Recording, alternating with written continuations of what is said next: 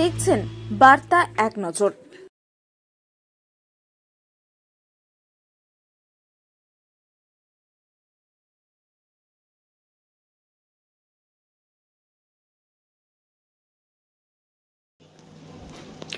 কেন্দ্র সরকারের ভ্রান্ত নীতির প্রতিবাদে আজ অবহেলিত দেশের ট্রাক চালকেরা।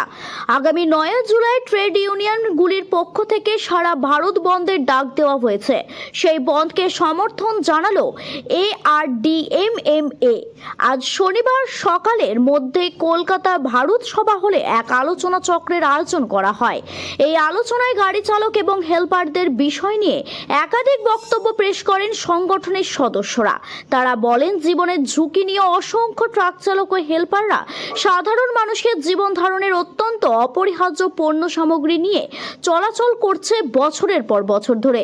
কেন্দ্রীয় সরকারের সমালোচনা করে সংগঠনের পক্ষ থেকে বলা হয়, কেন্দ্রীয় সরকার বিশাল হাইওয়ে নির্মাণে রক্ষণাবেক্ষণে বিপুল বিনিয়োগ করলেও পরিবহন কর্মী ও ট্রাক চালক হেল্পারদের স্বার্থে আজ পর্যন্ত কোনো উল্লেখযোগ্য বা কল্যাণমূলক প্রকল্প তৈরি করলো না। এদিকে যত দিন যাচ্ছে ততই গুরুত্ব বাড়ছে ভূতল ও সড়ক পরিবহনে।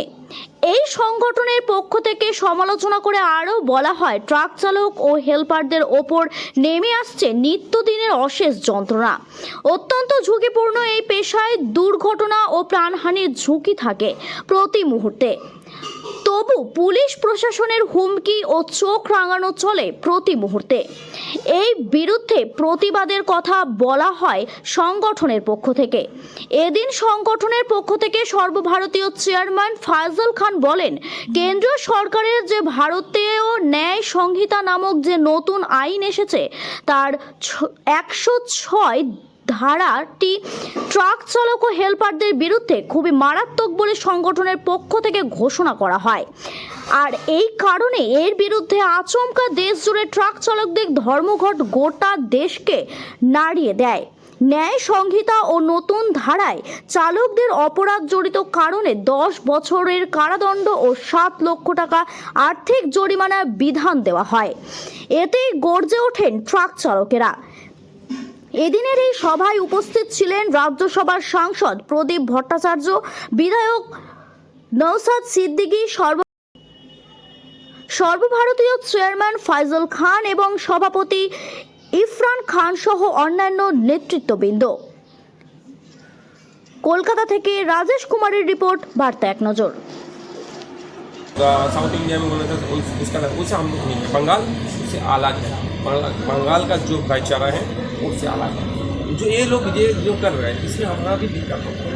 अगर आप बोलेंगे बिहार का आदमी बिहार में चला जाओ, बिहार में हमारा जो 3-4 लाख आदमी है, अगर वहाँ से बिहार भगा वो लोग भी भगाएगा तो हमारा क्या होगा? बंगाल में डिस्टर्ब नहीं होगा। अब बोल रहे हैं कि उड़िया का आदमी यहाँ से चले, उड़ीसा में हमारा 30,000 आदमी है, उड़िया का उड़ीसा से 3 लाख आदमी इधर बंगाल में काम करे। ऐसे नहीं होता। हिंदुस्तान है, हर जगह में हर आदमी जाके काम करे, लेकिन बात है कि वहाँ का जो तहजीब है, वहाँ पर जो होटल कल्चर है, रिस्पेक्ट देना होगा। साहब यहाँ पे तो सवाल नहीं करना चाहिए, लेकिन WBCS में जिस तरह से उर्दू हिंदी संताली को शामिल किया गया है, बात से अभी जब हम प्रोग्राम में आए हैं उसके बारे में भी पॉलिटिकल कुछ दिया তো তাদের কোনো পেনশন অথবা তাদের অবসরকালীন সুযোগ সুবিধা নেই।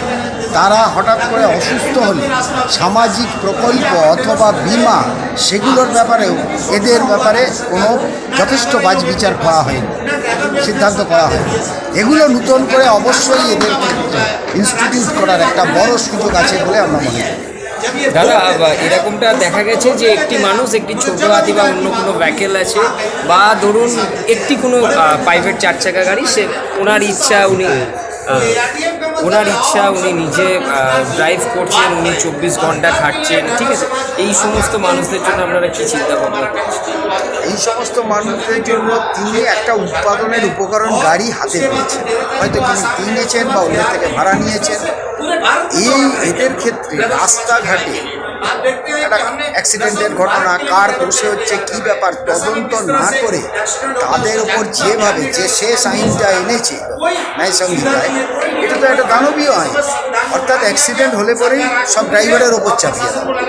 রাস্তা ট্রাফিক নিয়ম গ্রহণকারী যে সংস্থা তাদের কোনো ভূমিকা নেই। 7 লাখ পর্যন্ত জরিমানার কথা বলেছে, 10 বছর পর্যন্ত জেলের কথা বলেছে।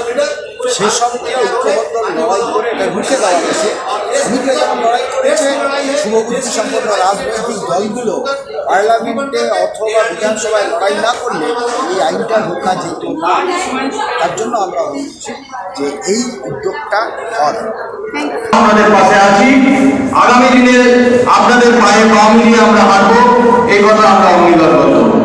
এবং আগামী দিনে সমস্ত কেন্দ্রীয় ট্রেড ইউনিয়ন এবং ফেডারেশনের যে লড়াই, সেই লড়াইয়ে আপনারাও সঙ্গে থাকবেন এবং আমরাও থাকবো, এটাও আমরা এই সমাবেশ থেকে ঘোষণা করতে চাইছি। এবং আমরা বলছি যে আপনাদের যে লড়াই, খেটে খাওয়া মানুষের লড়াই, এই লড়াই বর্তমান ভারতবর্ষের দিকে দিকে ছড়িয়ে দিতে হবে। কারণ বর্তমান যে পুঁজিপতি সরকার চলছে কেন্দ্র এবং রাজ্যে, দুটি সরকার, পুঁজিপতি সরকার, এই সরকার খেটে খাওয়া সংগঠিত মানুষের জন্য কোনো কল্যাণকর কোনো প্রকল্প আনছে না। তারা আদানি আম্বানির পেট বাড়াতে, তাদের পুঁজি বাড়াতে এবং বৈদেশিক মুদ্রা বাড়াতে লড়াই করে চলেছে। लिख के दे दीजिए, मैं जो मिनिस्टर है, लेबर मिनिस्टर, उनको सब भेंट करेंगे, उनको हम बोलेंगे। और ये लोग का रिप्रेजेंटेटिव को लेके फिर भी दिल्ली जाके वो लोग को लेके जाना, एवं वो लोग को लेके जाके जो हमारा लेबर मिनिस्टर है उनका सब बातचीत। दादा, ड्राइवर फैसल खान जो है ड्राइवर को लेकर के इस तरह से जो संस्था बनाया, क्या कहेंगे, किस तरह कदम संस्था तो जो संस्था है, सब संस्था तो एक करना पड़ेगा। मैंने ये चाहता है जो यहाँ पर एक तो ऑर्गेनाइजेशन है, इससे माफिक हिंदुस्तान में बहुत परिवहन यूनिट है, सिटू में है, इंटैक्ट में है, सब पार्टी में है, सबको एक इकट्ठा करके एक तो परिवहन कॉन्फेडरेशन करिए। दादा, बांग्ला पोको की जानिब से लगातार सवाल उठाया जा रहा है कि ड्राइवर में सबसे ज़्यादा बिहार के लोग आ रहे हैं, ऐसे में बिहारियों को यहाँ से बंगाल से भगाने की जरूरत है। ये झूठा बात है। तो बिहार में हम जाके था, हम बहुत साल में बिहार में आना जाना किया। मैं वहाँ पर ऑब्जर्वर था। बहुत ड्राइवर साउथ इंडियन है, गुजराती है, महाराष्ट्र है, बंगाल का, इसमें कोई प्रॉब्लम। बंगाल से बिहारी ड्राइवर को भगाने का चर्चा जो है बात बांग्ला है, पोको इससे की नहीं तरफ से होना किया जा रहा है। चाहिए, इससे नहीं होना चाहिए। দাদা, ফয়সাল খান যেমনি কাজ করছিল না, फैजल को हम तो आगे बढ़ाने के लिए बहुत पहले बोला, फैजल को सामने चलो, हम तुम्हारा पीछा हैं।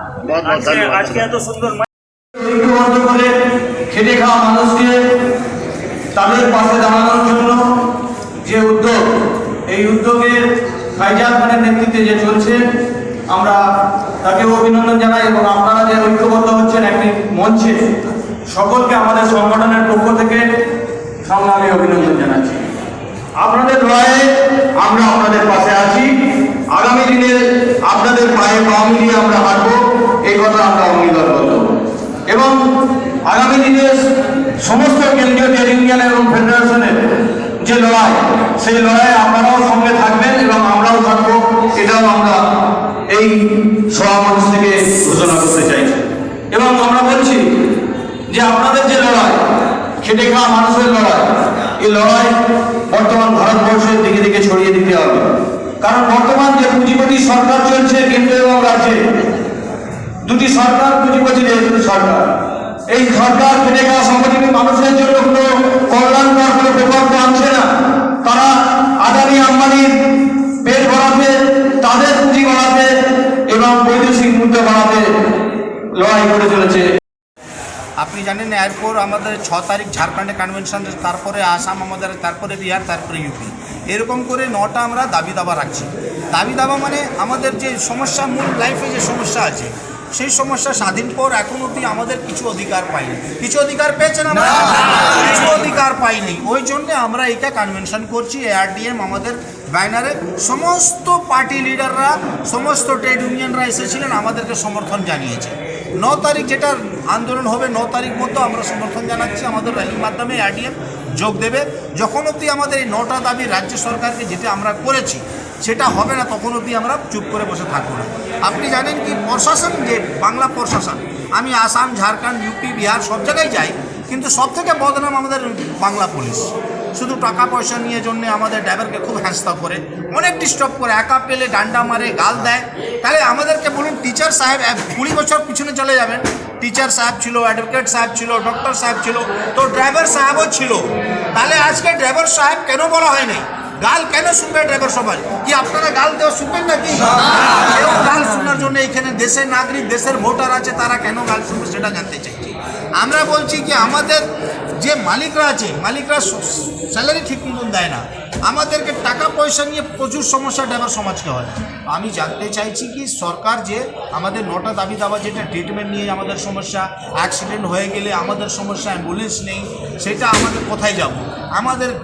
আমাদের যে বাড়িতে ফ্যামিলি ছেড়ে যে আমরা যে ড্রাইভার সমাজকে যে আমরা লড়াই করছি, তাহলে আজকে বলুন দেশের জন্য লড়াই, কিন্তু দেশের জন্য যদি ড্রাইভার, আর্মি আর কিষাণ, আজকে ড্রাইভার কোথায়? আর্মি কিষাণ তো আছে, কিন্তু ড্রাইভার কোন জায়গায় আছে?